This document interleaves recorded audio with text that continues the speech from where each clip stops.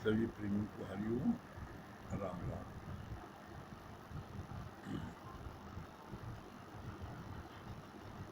हम सब कितने भाग्यशाली हैं कि हम लोगों को रोज गुरु की अमृत वाणी प्राप्त होती है और हम लोगों का भगवत गीता रोज चल रही है। भगवत गीता का हम लोगों का 40 से 44 श्लोक ये चल रहा है। कल पढ़ा गया था 40 से 44 श्लोक में क्या बताया था भगवान ने, जिस जिस वर्ण आश्रम में तुम पैदा हुए हो वहां पर ही तुम प्रेम और सेवा भाव रखकर अपना कर्म करते हो तो तुम मुक्त हो सकते हो। कल यहाँ तक पढ़ा गया था। अर्थात इसका अर्थ क्या भगवान ने बोला, जिस जिस वर्ण आश्रम में, वर्ण आश्रम कौन से हैं? चार। चार वर्ण आश्रम कौन से हैं? ब्राह्मण, क्षत्रिय, वैश्य, शूद्र। जिस वर्ण आश्रम में आप हो उसी वर्ण आश्रम में जो कर्म कर रहे हो उसको करते हुए आप मुक्त हो सकते हो। ऐसा नहीं है कि अगर आपका शूद्र में जन्म हुआ है और आप सफाई करते हो तो आप मुक्त नहीं हो सकते हो और ब्राह्मण मुक्त हो सकता है, ऐसा नहीं। बोला जिस वर्ण में आपका जन्म हुआ है और आप जो कर्म कर रहे हो अपने कर्म को सच्चाई से, प्रेम से, लगन से करो तो आप वहां उसी कर्म को करते हुए मुक्त हो सकते हो। इसका प्रमाण है सदना कसाई। वो जो है बकरा काटता था, चमार जात में हुआ, बकरा काटता था और ब्रह्मज्ञानी कहलाया। क्यों? क्योंकि उसकी दृष्टि क्या थी, बकरा ही ब्रह्म है, बकरा काटने का जो गणास है वो भी ब्रह्म है, लेने वाला भी ब्रह्म है और देने वाला भी ब्रह्म है। तो वहां से मुक्त हुआ, ब्रह्म ज्ञान हुआ। कबीर जुलाह थे,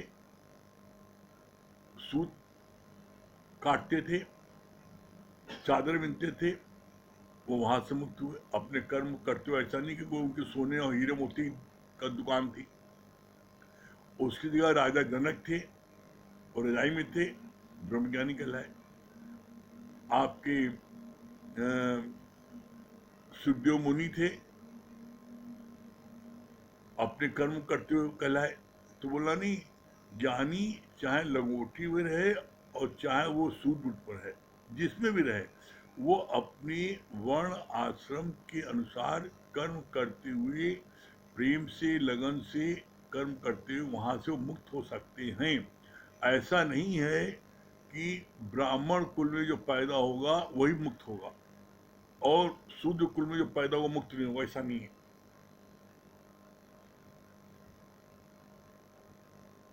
फिर आगे क्या बोला, बहुत अच्छी बात भगवान ने क्लियर किया है।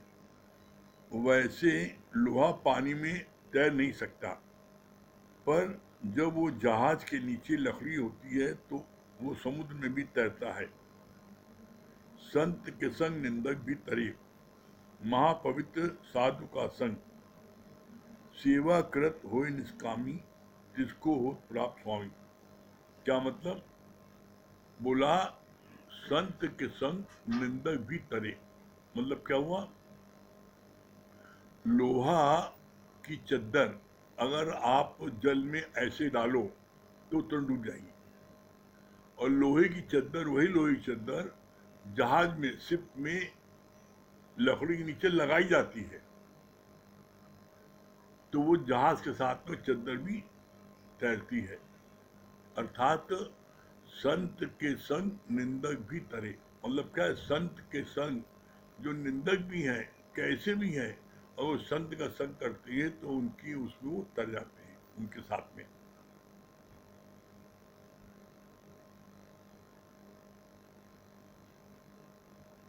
सेवा करत व निष्कामी, तिसको हो प्राप्त स्वामी। जो सेवा भाव प्रेम से लगन से करता है तो ऐसा हो नहीं सकता उसको परमात्मा प्राप्त हो। सबरी ने सेवा की, भगवान को प्राप्त किया कि नहीं? जिसने भी गोपियों ने सेवा की, प्रेम किया, भगवान से प्राप्त किया कि नहीं?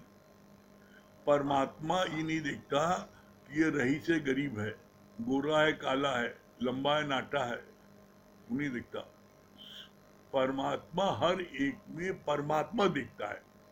इसलिए जो जो जैसा भाव जगाए तैसा फल पाए। परमात्मा से सिंपल द फार्मूला है, जो जैसा भाव जगाए, जो जैसा भाव रखे तैसा फल पाए। फिर क्या बोला, कितनी अच्छी बात।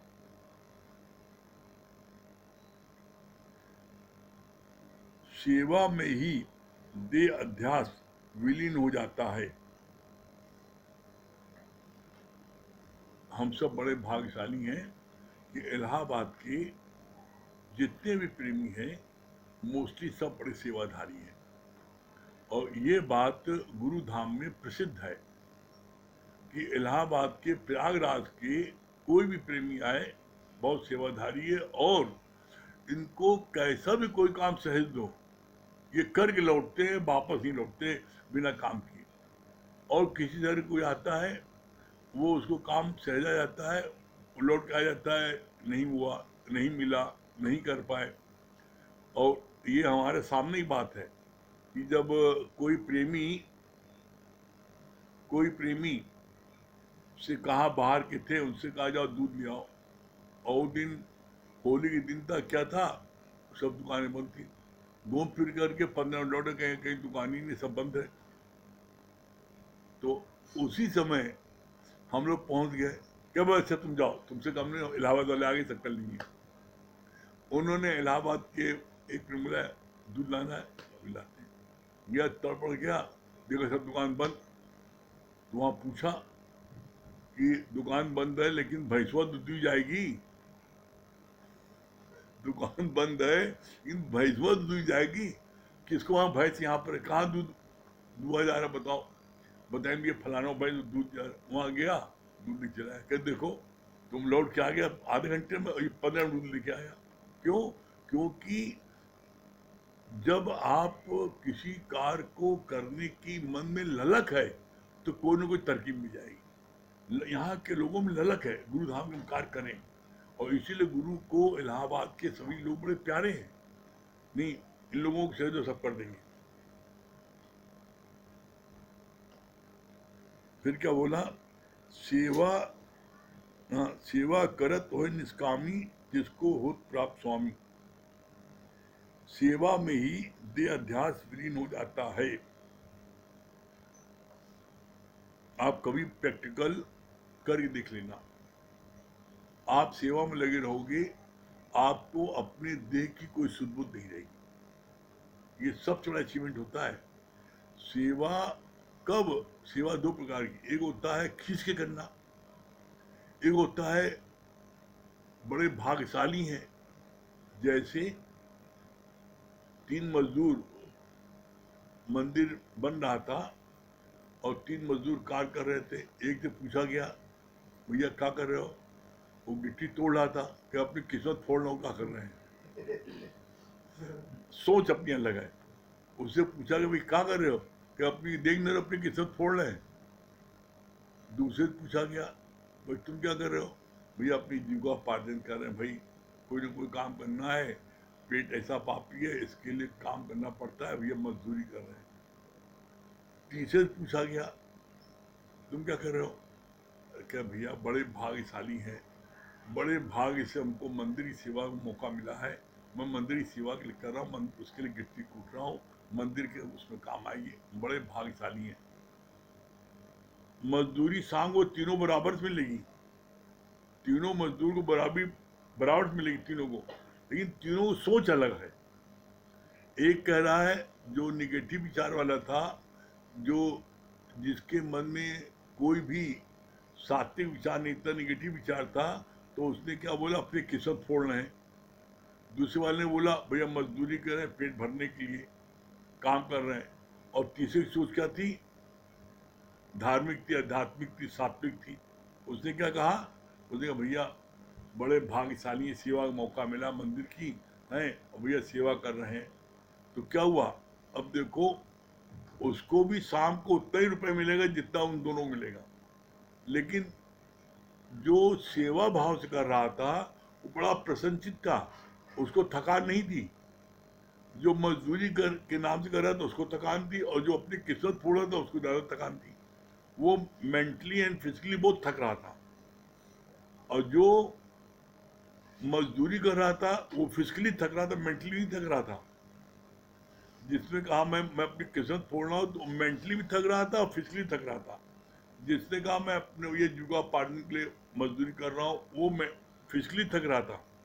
और जिसने कहा भैया बड़े भाग्यशाली मंदिर की सेवा का मौका मिला है, न वो मेंटली थक रहा था न फिजिकली थक रहा था, उसको वहां से बल्कि खुशी मिल रही थी। इसी तरीके से सेवा का होता है। दादा भगवान अक्सर जितने लोग सेवा में रहते हैं तो उनको भगा भाग यहाँ से, कोई सेवा नहीं चाहिए, जाओ यहाँ से।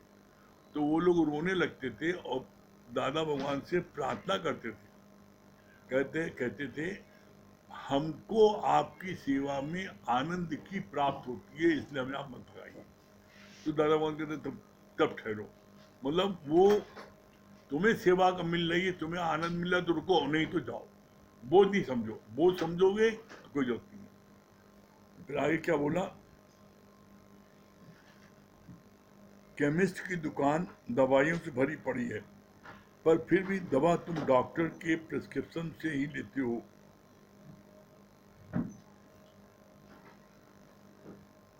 आप जब शारीरिक कोई बीमारी होती है, डॉक्टर को दिखाते हो, तो डॉक्टर वो प्रिस्क्रिप्शन लिखते हैं, वो दवा आप जाकर के दवा दुकान जाते हो, प्रिस्क्रिप्शन देते हो, दवा ले लेते हो। उसको लाखों दवाएं हैं। ऐसा नहीं है कि आप जो है उसको दर्द की, सिर दर्द की 20 दवा है, आप उससे नहीं कहते सिर दर्द की दवा दे दो, और डॉक्टर दे नहीं 20 दवा कौन सी दे दे। तो इसी तरीके से जब फिजिकल डॉक्टर दिखाते हो, तुमको अपना हाल बताते हो, मेरे पेट में दर्द हो रहा है, मेरे सीने में दर्द हो रहा है, मुझको ऐसा वोमिटिंग हो रही है, जो तकलीफ होती है उसको बताते हो, उसके बाद में डॉक्टर प्रिस्क्रिप्शन लिखता है। और जब गुरु के पास आते हो, गुरु जी आप जाननहार हो, आप समझ लो काम में तकलीफ है, ये ठगी है।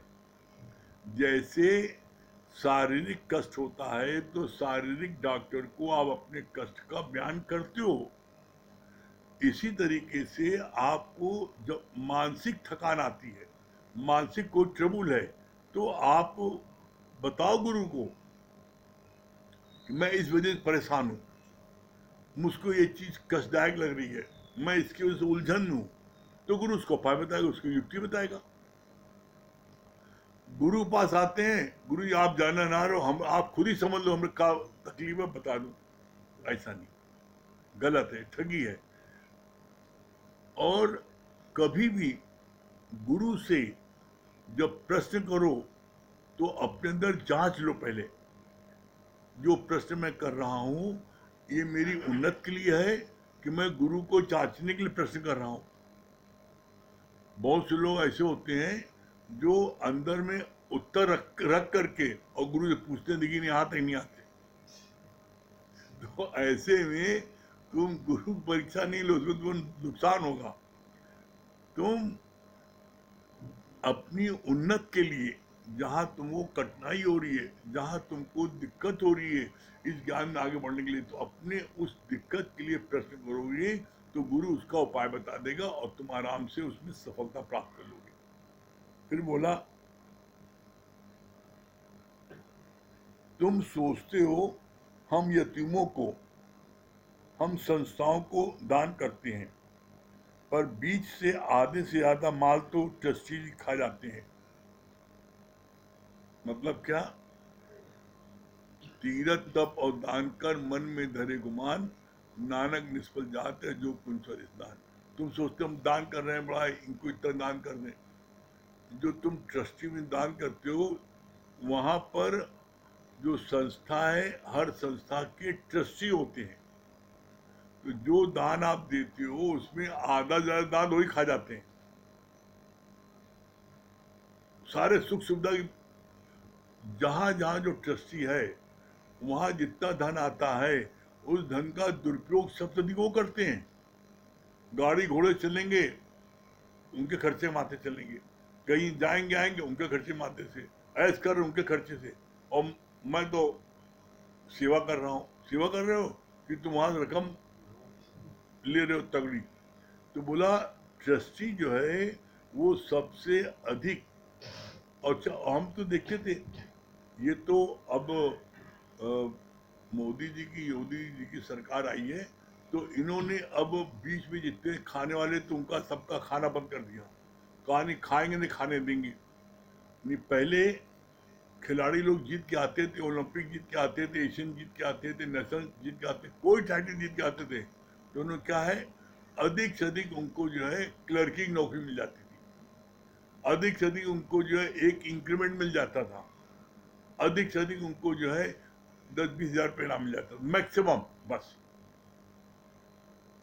खेल का करोड़ों रुपए बजट होता था, लेकिन करोड़ों रुपए के बजट के लिए खिलाड़ियों को जगह क्या होता था, जो अफसर है बजट आया उस बजट का जो है पता लगा कि उन्होंने वो ले लिया, बढ़िया गाड़ी ले लिया अपने लिए।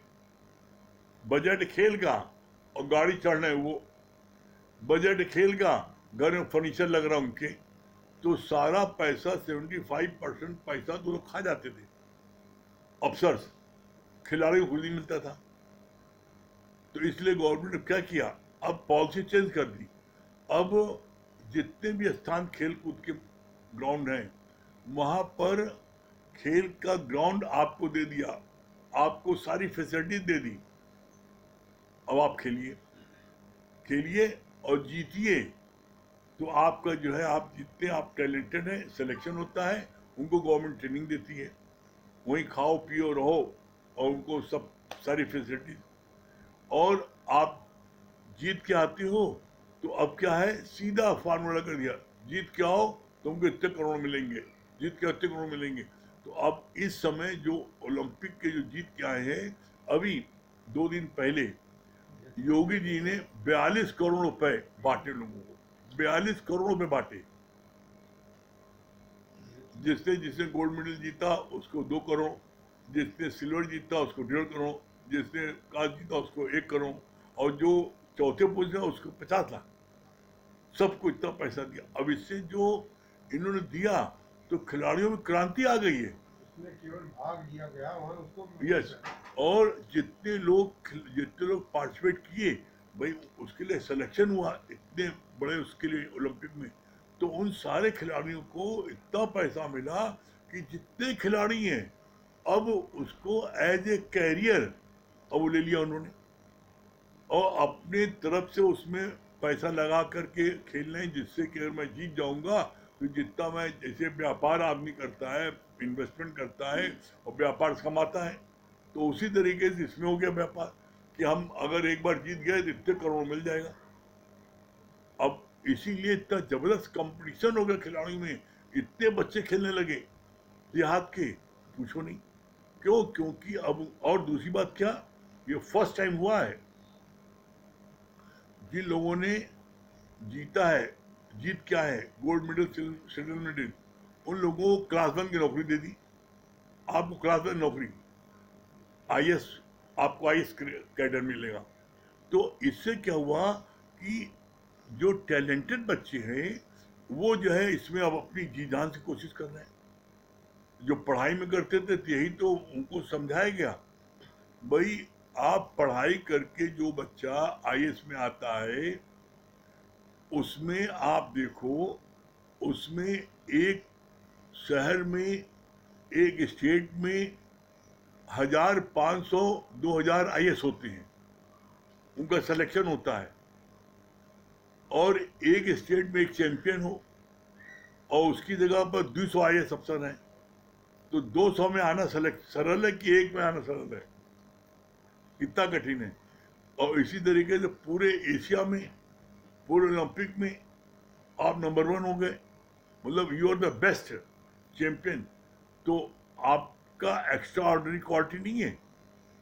तो गवर्नमेंट ने अब इस बात को पहचाना उनकी इस चीज को, और उसके हिसाब से उन्होंने उसको अवार्ड दिया और नौकरी दी, जिसका परिणाम हुआ कि पहले एक भी मेडल नहीं आता था, अब कितने मेडल आने लगे। पहले ओलंपिक में सिलेक्शन तक नहीं होता था, अब कितने लोग सिलेक्शन हो रहा है, कितने लोग जा रहे हैं। तो मतलब कहने का ये कि जब सही दिशा में सही कार्य होता है तो उसका लाभ सबको मिलता है। तो ये कितनी अच्छी बात बोली।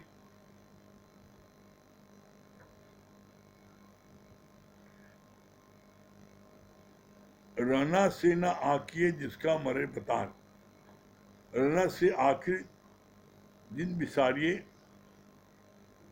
जो जो करतार। मतलब क्या हुआ, जिसका पति मर जाता है वो जो है वो विधवा नहीं हुआ। विधवा कौन है? जो भगवान को भूल जाता है, जो बिसारे करतार, जो परमात्मा को भूल जाता है वो विधवा है। विधवा वो नहीं जिसका आदमी मर जाता है, वो आदमी तो मरना ही है। उस आदमी को, जिसका आदमी है, जो भी है, जिसने जन्म लिया उसको मरना ही है। लेकिन भगवान बोला, जो भगवान को भूल जाता है वो एक्चुअल विधवा वो है। विधवा वो नहीं जो किसी का आदमी मरे। क्यों? क्या बोला मीरा ने, मेरा मेरा पति जल थल सब में समाया। तुम्हारा पति तो है आने जाने वाला है, मेरा पति जो है सब जगह है और जो जो हमेशा रहने वाला है। तो ऐसे पति को हम क्या चुने जो जन्मते ही मर जाए? हम ऐसे पति को न बने जो जलथल रहा समाए।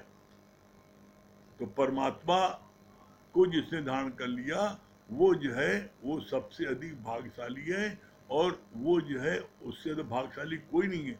और जो लोग समझते हैं कि जिसका पति मर हुआ तो विधवा को विधवा नहीं हुआ। ठीक है, चलिए अमित भैया आ गए।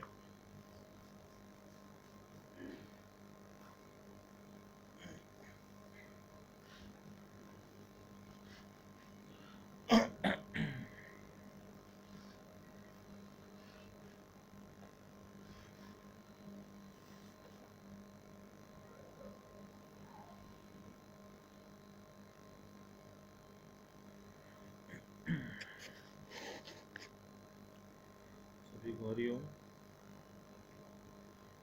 देखिए आज भाव पे पढ़ रहे थे, बड़ा अच्छा कि भाव की देखिए कितना इम्पोर्टेंस होता है। तो भगवान ने बोला है ना कि भाव का भूखा हूँ मैं बस, भाव ही एक सार है, भाव से मुझको भजे जो, भाव से बेड़ा पार है। तो किसी भी कार्य को करने के पहले भाव कितना इम्पोर्टेंट है, देखिए वो आज महसूस हुआ। एक दृष्टांत भगवान बता रहे थे उसी पे, कहा कि युधिष्ठिर ने जब इंद्रप्रस्थ को अपनी राजधानी बनाया तो उन्होंने राजसु यज्ञ का आयोजन किया, और भगवान कृष्ण ने उनसे बोला कि इस राजसु यज्ञ में तुम्हें अपने राज्य के सारे संतों को आमंत्रित करना है, और अगर सफलतापूर्वक प्रसन्नतापूर्वक सब ने भोज कर लिया तब तुम्हारा ये यज्ञ संपन्न होगा। और ये यज्ञ संपन्न तब माना जाएगा उसके उपरांत 1 घंटा बजेगा, अगर ये तुम्हारा सारा काम सब प्रेम पूर्वक सफलतापूर्वक हो गया तो। उन्होंने ऐसा ही किया। राज्य के जितने भी संत थे सबको उन्होंने निमंत्रित किया और सबको बड़े ही आदर सत्कार के साथ विशिष्ट भोजन कराया, और सब ने भोजन को बड़े प्रेम पूर्वक ग्रहण किया। लेकिन उसके उपरांत भी घंटा नहीं बजा। सबके मन में शंका हुई कि अब क्यों नहीं घंटा बजा। तो भगवान के पास पहुंचे, भगवान कृष्ण के पास। तो भगवान ने बोला कि इसका मतलब कि कोई संत जो है अभी भी छूट गया है, जिसकी वजह से ये घंटा नहीं बजा। तो भगवान ने युधिष्ठिर को आदेश दिया कि राज्य में पता कराओ कौन सा संत छूट गया है। तो हर तरफ सैनिक लगाए गए, ढूंढा गया, तो पता चला कि जंगल के एक कोने में एक संत रहते हैं और वो फटे पुराने वस्त्रों में रहा करते हैं, जिसकी वजह से उनको कोई भी सैनिक और पांडव पहचान नहीं पाए। उनका नाम था स्वपचन मुनि। तो जब युधिष्ठिर को इसके बारे में पता चला तो युधिष्ठिर स्वयं उनसे मिलने पहुंचे, और जब उन्होंने उनकी दशा को देखा कि वो फटे पुराने कपड़े में हैं, तो उनके मन में द्वेष उत्पन्न हो गया और उन्होंने उस संत से अपना आतिथ्य स्वीकार करने के लिए बोला, लेकिन उसने अस्वीकार कर दिया।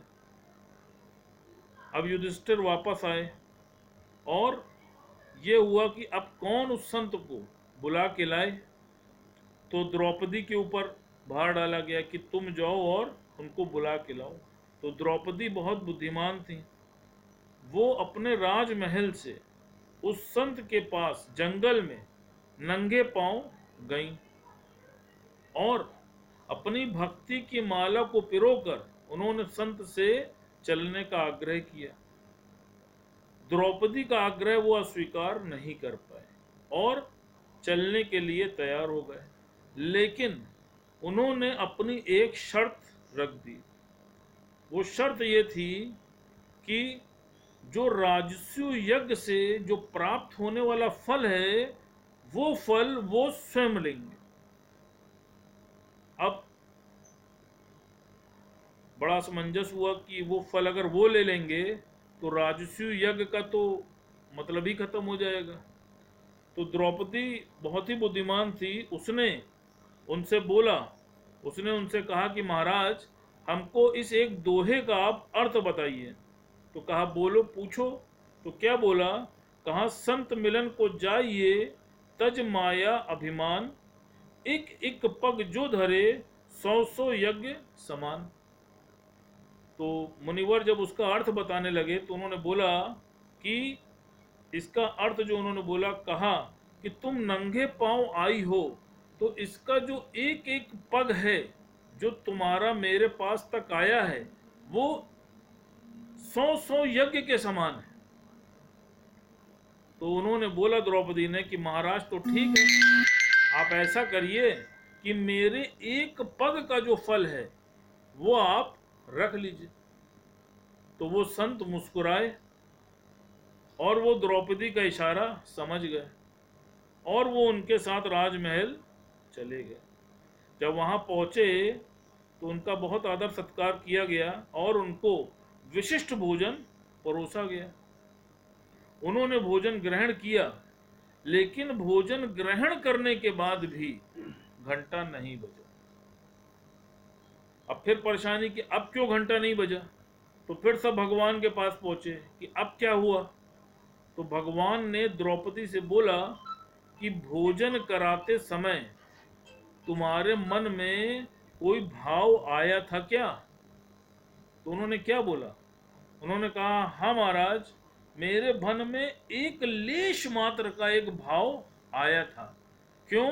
क्योंकि मुनिवर को विशिष्ट प्रकार के इतने टाइप के भोजन प्रस्तुत किए गए और उन्होंने सारे भोजन को एक साथ मिलाकर ग्रहण कर लिया। तो उस पल मेरे मन में एक बाल बराबर एक भाव उत्पन्न हुआ।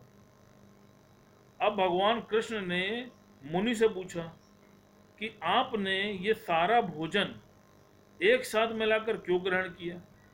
तो उन्होंने बोला कि प्रभु, मैं कोई भी भोजन ग्रहण करता हूं तो पहले परमात्मा को अर्पण करता हूं, लेकिन इतने टाइप के व्यंजन थे तो इसलिए मैंने सबको एक साथ सम्मिलित करके ग्रहण कर लिया, नहीं तो मुझे एक एक को अलग अलग अर्पण करना पड़ता।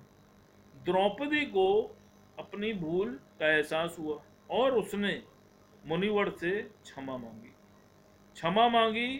तो फिर वो घंटा बजा और यज्ञ संपूर्ण हुआ।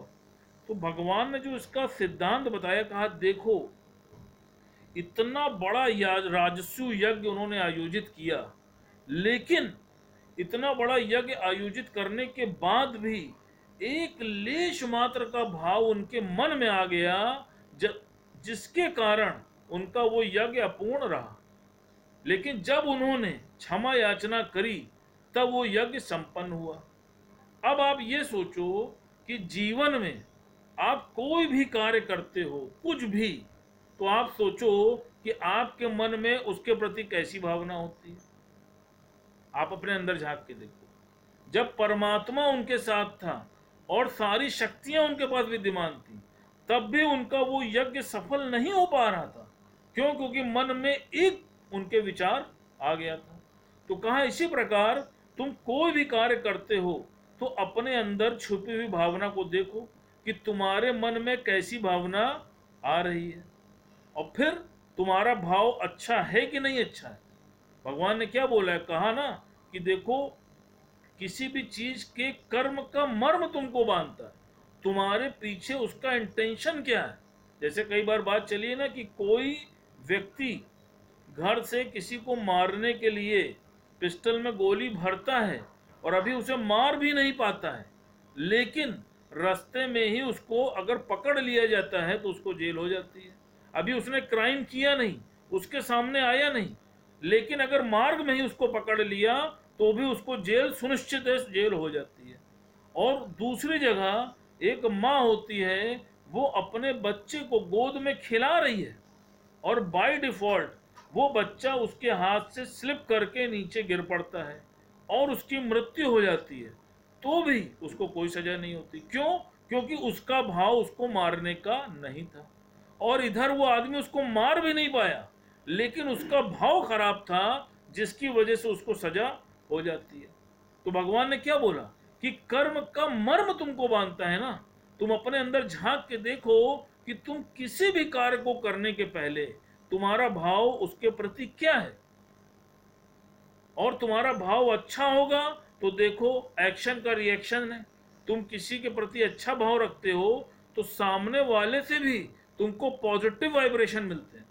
तुम किसी के प्रति देखो नेगेटिव भाव रखो तो सामने वाले से भी तुमको नेगेटिव वाइब्रेशन मिलते हैं।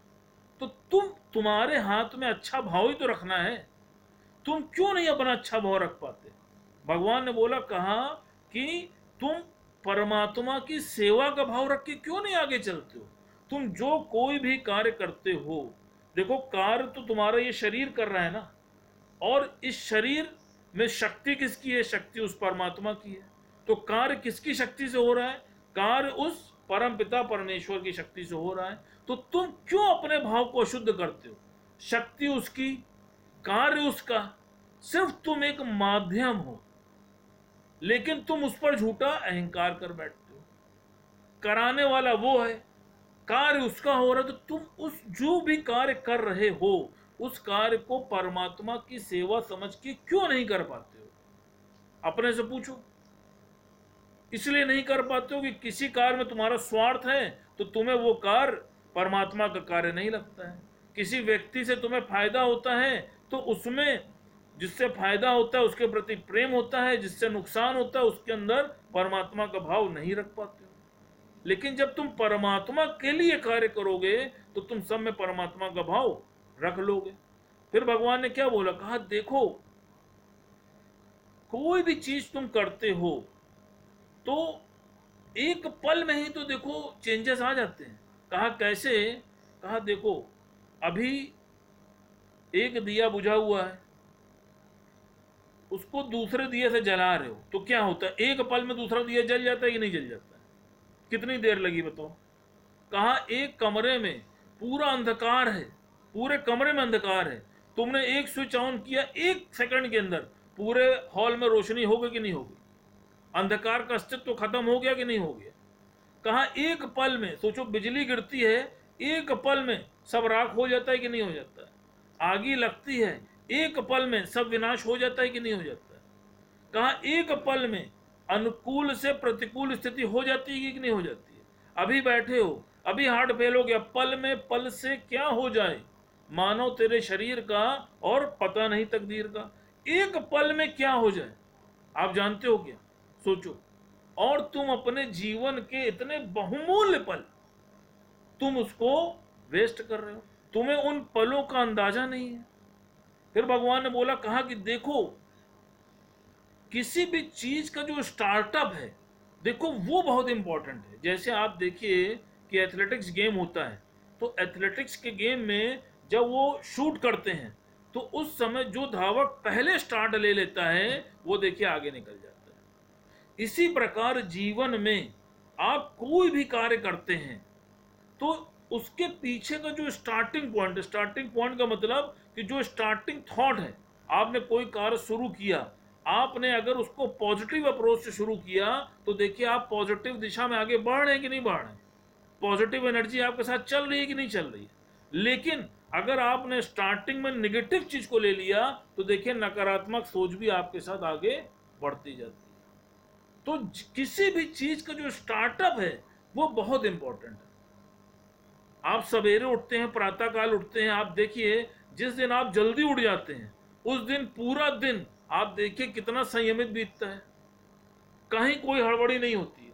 लेकिन किसी दिन आप लेट उठते हैं तो देखिए चूंकि आपका स्टार्टअप लेट हो गया, अब पूरा दिन तेज भागता रहता है, आप उसको पकड़ना चाहते हैं लेकिन पकड़ नहीं पाते हैं, हर जगह आप लेट पे लेट होते चले जाते हैं। तो भगवान ने क्या बोले, तो किसी भी चीज का जो स्टार्टअप है वो बहुत इंपॉर्टेंट है। इसी तरह तुम कोई भी कार्य करते हो तो तुम क्यों नहीं उसके अंदर भगवान का भाव रख के करते हो। अगर तुमने भगवान का भाव उसके अंदर रख दिया तो सोचो तुम्हारा स्टार्टअप बढ़िया हो गया ना। तो जब तुम भगवान के भाव को रख के बढ़े तो तुम्हें आगे कौन दिखेगा, भगवान दिखेगा। अब तुमने पहला स्टार्टअप जो है, तुमने क्या किया, तुम्हारे दुकान में कोई कस्टमर आया तो तुमने उसको भगवान नहीं, तुमने उसको इंसान समझा, तुमने सोचा इसको ठग लो। तो जब तुम्हारा स्टार्टअप ही गलत है तो तुम क्या कभी मंजिल पे पहुंच सकते हो? सोच लो अपने अंदर देख। तो हमेशा कुछ भी हो जाए, हमेशा ध्यान रखो किसी भी चीज का जो स्टार्टअप है वो बहुत पॉजिटिव होना चाहिए। और पॉजिटिव रहना तो तुम्हारे हाथ में है ना। आप ये सोचो, निगेटिव रखने के लिए तो पूरी दुनिया पड़ी है, कोई क्या किसी को पॉजिटिव करता है क्या? टांग खींचने के लिए तो सब पड़े हैं। वो पॉजिटिविटी तो आपके अंदर है ना, आपको गुरु मिला है ना, तो आप क्यों नहीं पॉजिटिव होके बढ़ते हो? आप अच्छे वाइब्रेशन रखो, आप देखो आपको रिटर्न में आता है कि नहीं आता है। इसीलिए भगवान ने बोला है कि भाव का भूखा हूं मैं बस, भाव ही एक सार है, और भाव से मुझको भजे जो भव से बेड़ा पार है। भाव बिन सर्वत्र दे डालो तो भी सब बेकार है, और भाव से एक फूल भी दो वो मुझे स्वीकार है।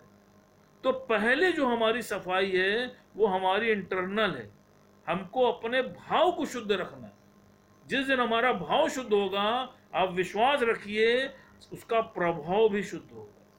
लेकिन पहले आपको अपना भाव शुद्ध रखना पड़ेगा। हम सोचते हैं प्रभाव तो शुद्ध रहे लेकिन भाव ना शुद्ध रहे, ऐसा नहीं हो सकता। अब समय हो गया, बाकी हाँ राकेश भैया। हाँ प्रणाम भैया। प्रणाम भैया प्रणाम। हरिओम अमित भैया। हरिओम हरिओम अंकल। हरिओम हरिओम। क्या बता रहे? अच्छा लगा भाई, अरे बहुत अच्छा बताया अमित ने जो भी बताया, तबीयत खुश हो गई। सही बात है कि जो कोई भी चीज हम जब हमारी स्टार्टिंग होती है तो अगर उसमें जो है हमने अगर स्टार्ट मतलब सही तरीके से किया है तो उसमें हमको कामयाबी मिलती है।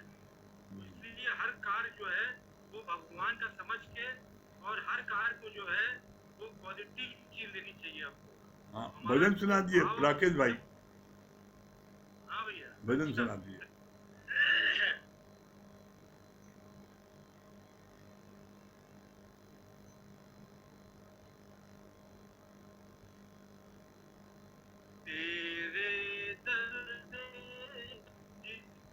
तेरे दर मोहब्बत है, फिर उसे और क्या जरूरत है।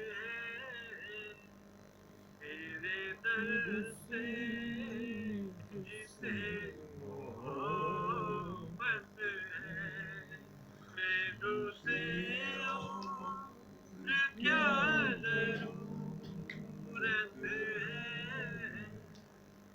तेरे दर से जिसे मोहब्बत है,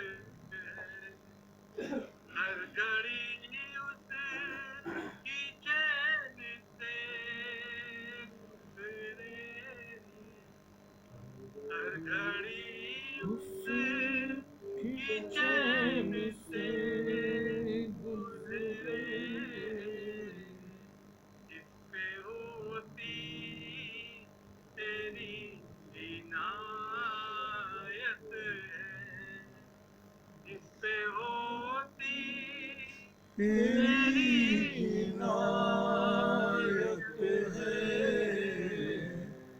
जिस पे होती तेरी इनायत है, तेरे दर से जिसे मोहब्बत है, उसकी कुटिया महल से है ऊंची,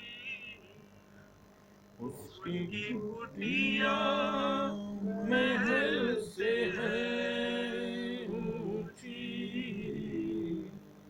नाम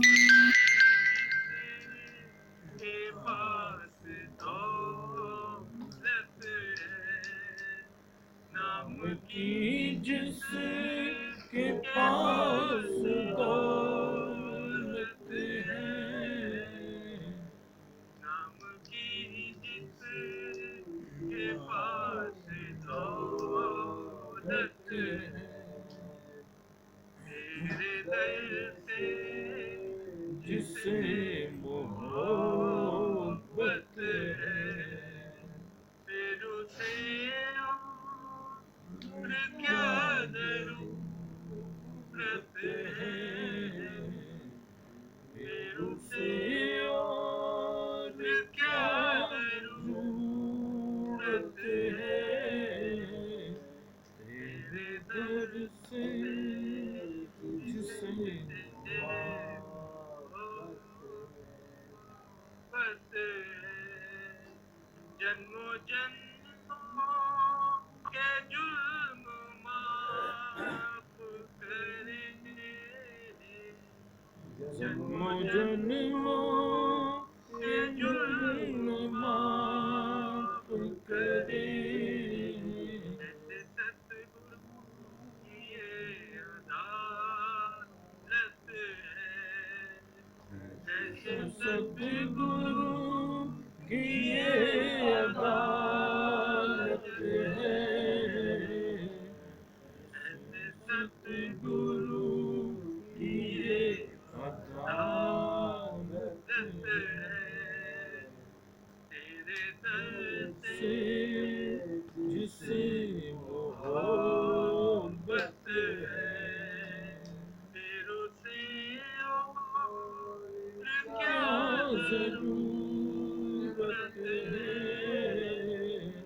फिर उसे और क्या जरूरत है, तेरे दर से जिसे मोहब्बत है, तेरे दर पे कमी नहीं देखी, तेरे दर पे कमी नहीं देखी, जिसको जिस चीज की जरूरत है, जिसको जिस चीज की जरूरत है, जिसको जिस चीज की जरूरत है, तेरे दर से जिसे मोहब्बत है, फिर उसे और क्या जरूरत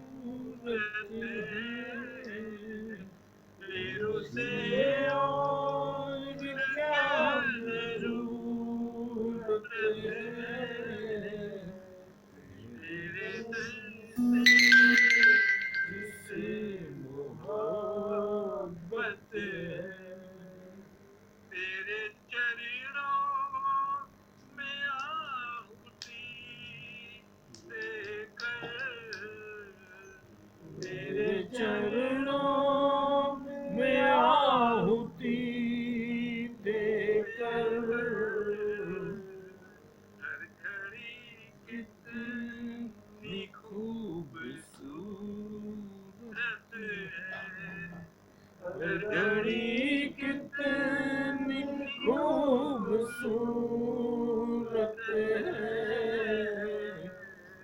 हर घड़ी कितनी खूबसूरत है, तेरे दर दर से से जिसे मोहब्बत है, फिर उसे और क्या क्या जरूरत जरूरत है,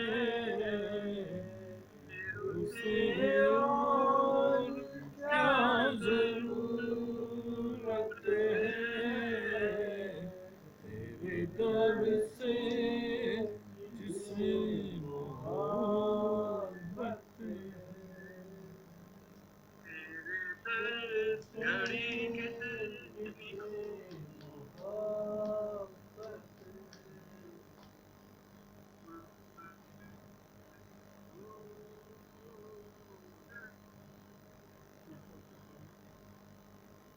बहुत बढ़िया राकेश भैया, बहुत सुंदर, बहुत बढ़िया भजन है। कल की सूचना ये, कल रविवार है, सत्संग 10 बजे घर पर ही होगा, कंपनी बाग में यहाँ पर घर पर होगा। कल 10 बजे सुबह सत्संग घर पर ही होगा। हाँ राम प्रगट भैया क्या बता रहे हैं? राम प्रकाश भैया क्या बता रहे हैं? हाँ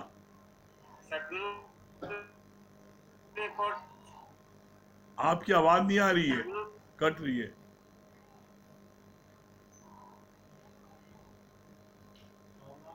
आपकी आवाज नहीं आ रही है। आवाज आ रही भैया? अब आई आवाज।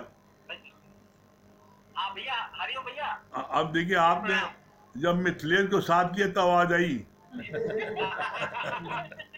और पहले आए तो आवाज नहीं आई थी। इसलिए मिथिलेश के साथ मत छोड़िएगा। नहीं कभी नहीं लिया, हाँ, कभी नहीं। इनके भाग्य से, इनके भाग्य से आपको भाग जगह है। हाँ सही बात है भैया। हाँ, देखिए प्रणाम भैया, प्रणाम। अभी आप बोले थे अकेले तो आवाज नहीं आ रही थी, जब मिथिलेश आगे बैठी आप बोले तो आवाज आने लगी। क्या बता रहे हैं? सही बात। शुक्रिया भैया, शुक्रिया, धन्यवाद भैया। बहुत अच्छी बात लग रही थी आपने आज जो भी बातें बताई, इतनी अच्छी थी। एक तो सेवा की बात जो आपने बताई, जैसे गुरु जी की यहाँ की बात बताई, दूध का आपने उदाहरण दिया, तो सही बात है, बहुत अच्छा लग रहा था कि हम लोग इलाहाबादी प्रयागराज के जो भी लोग हैं, गुरु की सेवा के नाम पे हम लोगों से आप कुछ भी करा लीजिए, हम लोग हरदम तैयार रहते हैं। ये भावना हम लोग की बहुत अच्छी है। और दूसरी बात जो आप खेल की बता रहे थे आज, सही बात है, इतना अच्छा लग रहा था कि आज इस समय मोदी जी जो कर रहे हैं खिलाड़ियों के लिए, यस, शायद ही इससे पहले किसी ने किया हो। कभी नहीं इतनी किया। अच्छी बात लग रही थी। हाँ, और मीरा मीरा की बात आपने कितनी अच्छी बताया भैया, मीरा की बात कितनी अच्छी बताया कि उसने कहा कि हम ऐसे पति को वरेंगे जो कभी मरता नहीं, ना जल थल सब जगह रहता है। हम उसको क्या बतें जो आज तन धरा है और 50 साल बाद, 60 साल बाद या कभी भी वो जा सकता है। हम तो उसको वरते हैं जो हमेशा रहने वाला है। हाँ। और भैया की बात बहुत अच्छी लगी जो स्टार्टअप की बात करी, कि शुरुआत जब अच्छी हो जाती है तो काम बहुत अच्छे से हो जाता है। और हाँ हरिओम, प्रणाम भैया। प्रणाम। क्या बता रही? भैया को ये हम ये बता रहे सबसे पहले तो कि आपका आशीर्वाद ये बना रहे, हम दोनों साथ साथ कदम बढ़ा के आपके दरबार में आगे बढ़ते रहें। बिल्कुल बढ़ते रहिएगा, हमेशा बना रहे, एकदम बढ़ते रहिएगा। हाँ भैया, आपके आशीर्वाद से ये संभव है। और यह बात बहुत अच्छी लगी कि सारा खेल हमारे विचारों का है। जो भी बात होती गुरु जी की वाणी में चल रहा था कि वैसे तो कोई करोड़पति भी सुखी नहीं है, लेकिन हम किसी भी चीज को कैसे उठाते हैं अपने विचारों से। और भैया की बात बहुत अच्छी लगी कि सारा खेल भाव का है, बहुत अच्छा लगता है। बहुत सुंदर। हाँ किरण जी, हरिओम। राम भैया, हरिओम गुरु। हरिओम। हरिओम गुरु। हाँ हरिओम। क्या बता रही किरण जी? डॉक्टर किरण जी क्या बोल रही हैं? आज आज भैया ने भाव पर बात की कि हमें गुरु के पास आना है तो हमारे भाव शुद्ध होना चाहिए। जब तक हमारे भाव शुद्ध नहीं होंगे तब तक हमें गुरु की कृपा प्राप्त नहीं हो पाएगी। और जीवन की शुरुआत जब की जाती है तो उसे ईश्वर के नाम से और गुरु के नाम से ही प्रारंभ करना चाहिए, तभी हम जीवन में अपने लक्ष्य को प्राप्त कर सकते हैं। भैया की वाणी बहुत अच्छी लगी। गुरु जी आपकी वाणी बहुत अच्छी लगी। आपने बताया कि पति ऐसा जब जिसका पति मर जाता वो विधवा नहीं होती, मगर परमात्मा जिसका पति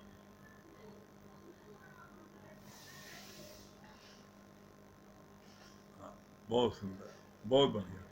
हाँ चलिए सत्य भजन सुनाएंगे। सभी प्रेम को हरिओम राम राम। ये रथ मेरा मैं राजा हूँ, बड़ी शान से जीवन सैर करूं। ये रथ मेरा मैं राजा हूँ, बड़ी शान से जीवन सैर करूं। ये इंद्रियां है घोड़े गलत नहीं दौड़े, लगाम मेरी गुरु ने पकड़ी है। ये इंद्रियां है घोड़े गलत नहीं दौड़े, लगाम मेरी गुरु ने पकड़ी है। मैं मन बुद्धि का साक्षी हूँ, बड़ी शान से जीवन सैर करूं। मैं मन बुद्धि का साक्षी हूँ, बड़ी शान से जीवन सैर करूं। ये रथ मेरा मैं राजा हूँ, बड़ी शान से जीवन सैर करूं। सभी प्रेम करूं नाना। Very good. हाँ वंदना जी।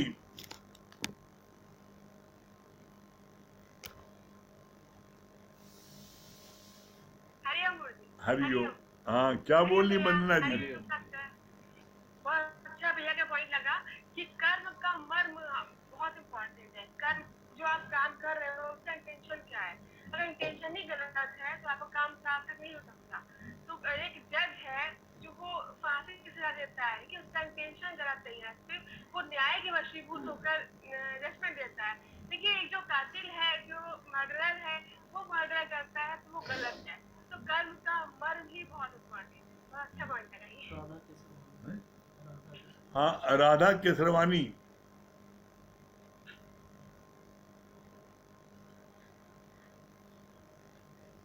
राधा जी, राधा केसरवानी। हरिओम गुरु जी। हरिओम। क्या बता रही है राधा जी? सबसे अच्छी पॉइंट तो ये लगी, भाव का भूखा हूँ मैं, भाव एक सारे भाव से जो बजे बहुत से बेड़ा पार है। भैया ने बताया ना कि परमात्मा हमारे पास ही है लेकिन हमें नजर नहीं आते। क्यों? क्योंकि हमारा इंटेंशन गलत रहता है, हमारे भाव ही गलत है, तो परमात्मा हमें नजर कैसे आएंगे? तो हम कोई काम करते हैं अपना मैं लगा के कर देती हूँ तो पूरे काम नष्ट हो जाते हैं। और गुरु को रखो, परमात्मा को रखो, वो काम अच्छे सफल होते हैं। तो भाव अच्छा होना चाहिए। बहुत सुंदर। और एक चीज और अच्छी लगी जब आपने कहा ना, जो जो विधाता से विमुख है वो विधवा है, और जो विधाता से विमुख नहीं है उसका पति मर गया वो विधवा नहीं है। परमात्मा को अपने साथ रखो, हम विधवा हो ना हो हमारे ऊपर डिपेंड नहीं होता है। परमात्मा को साथ ऑल टाइम रखना चाहिए। ये बहुत अच्छा लगता है। बहुत सुंदर। और बाकी आपकी कृपा गुरु। हाँ पूनम जी। हरिओम। हाँ पूनम जी। हाँ हरिओम। क्या बता रही पूनम जी? आवाज आ रही है? हाँ आवाज बहुत अच्छा भैया ने बहुत अच्छा बताया, अमित भैया ने, कि भाव का भूखा हूँ मैं। मतलब अंदर का तो भाव सही रहेगा तभी सब कार्य अच्छे से होंगे। अगर भाव ही गलत रहेगा तो काम सही नहीं होगा। ये बात अच्छी लगी। हाँ नरेंद्र भाई क्या बता रहे हैं?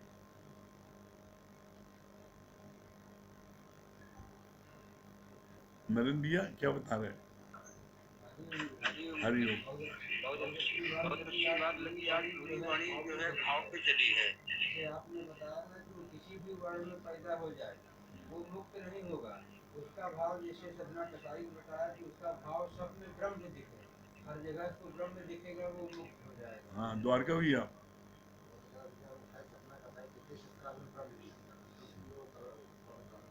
हाँ मंगल भैया। बहुत अच्छी बात लगी। डॉक्टर को अपना माध्यम बताते हैं, दवा देता है। हाँ चित्रा जी।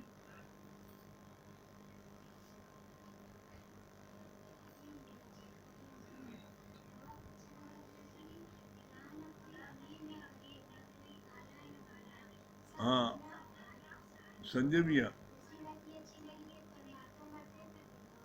हाँ हरिओम गुरुजी। आज एक बहुत अच्छी वाणी बहुत दिनों के बाद ये अच्छी हुई कि परमात्मा मतलब वो विधवा नहीं है जिसके पति का शरीर शांत हो जाए। विधवा वो जो है परमात्मा को जो भूल जाए वो विधवा है। ये बात आज बहुत अच्छी थी। बहुत सुंदर। चलिए समय हो रहा है, ओम जाप कर लें 3 बार। और कल का सत्संग सुबह 10 बजे घर पर ही हमारे होगा।